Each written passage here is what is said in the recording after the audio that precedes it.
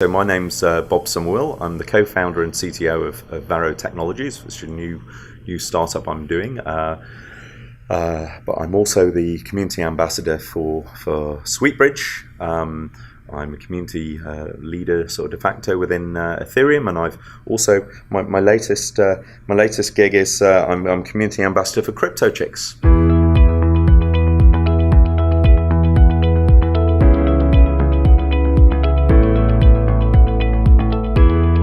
Excellent. I saw your talk today at EDCON, and I really liked it because Ethereum's at an interesting point where it's getting very popular, very big, but it still has that personal community feel. But it's at this point that it's growing, it's scaling, and we could potentially lose that. I think that's very typical for scaling organizations. So can you tell us a little bit about your thoughts and about your talk? For sure, yeah. So my topic was blockchain, making the beautiful dream a reality, and really talking about that. There's a lot of commonality in terms of the dreams and hopes of the majority of the people that are involved in the space, which is really wanting to see better tools for collaboration, for organization, and really for empowering individuals. To not be trapped within silos, not to be under the thumb, but really to be in a position to be their best self, and to bring whatever their dream is to the table and find fellow dreamers who can come together and make these things a reality. But the dynamics of that on a very small scale, as we were 4 years ago, are very, very different now. To the position where, you're not having to, persuade people there's some value here. There's huge interest from all sorts of, companies and governments and, just about everyone. Real, if you say Bitcoin, at least, most people have kind of heard of that. Blockchain, less so. And, I guess you never get deep knowledge necessarily of new technical innovations and frontier things, but that there is mass consciousness of the thing going on. But the other thing that comes with that is that the demand and the scale of interest, is putting big stress, on the ecosystem, that you can get so far on volunteer efforts and sort of charity work. But really, we're at the point where, there's lots of things that need to happen that are kind of jobs. Yeah, so we have to scale not only the infrastructure of Ethereum, but also the community, the projects, and maybe, as you said in your talk, open up the war chest and spread out the money a little bit. That's it. So, really recognition that, there are people on this world other than developers, right? And that successful organizations, need to bring all sorts of different disciplines to the table. Both in terms of specialist knowledge, of cross-pollination, say, from business economists, organizational theorists, theoretical physicists, but just, more mundane things like, back office staff, right. Organizers, people doing payroll, right?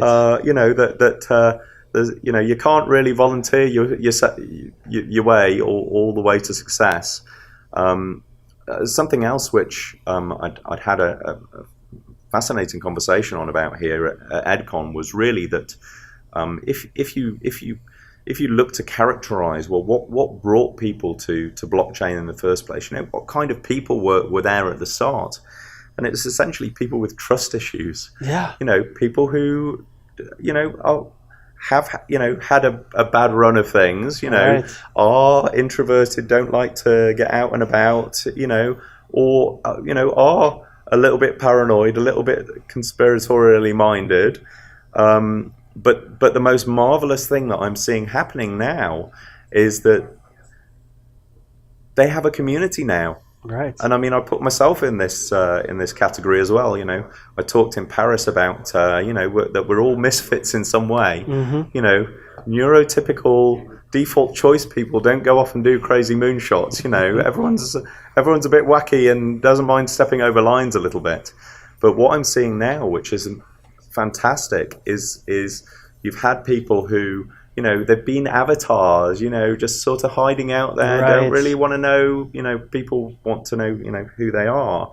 But now you're seeing more and more of these people uncloaking because they're like, you know, I really like you guys. And if you're going to stand up for something, maybe you have to step into the light. You do, and it's like you go, you know, people going, I've never really been to a conference, but I really want to meet you guys. I really want to talk, and you know, it's almost like it's becoming therapy. Yeah, is you know that this group of people with trust issues they have a community now, and we're really at that point of realizing, well, you know, technology cannot solve all of these things. These are age-old human problems, you know, of philosophy and organization and politics, and, you know, sort of going back to ancient Greece and Rome and Plato and the Republic and all of these things. You know, these aren't new questions.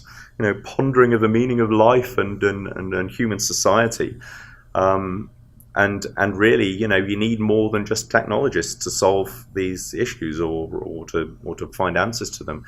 And we're starting to see this now, you know, this cross-pollination of other disciplines, and also, you know, people who a couple of years ago were maybe, you know, a bit more hardline, you know, code is law, all governments will fall, lawyers are going to go away, we won't have banks.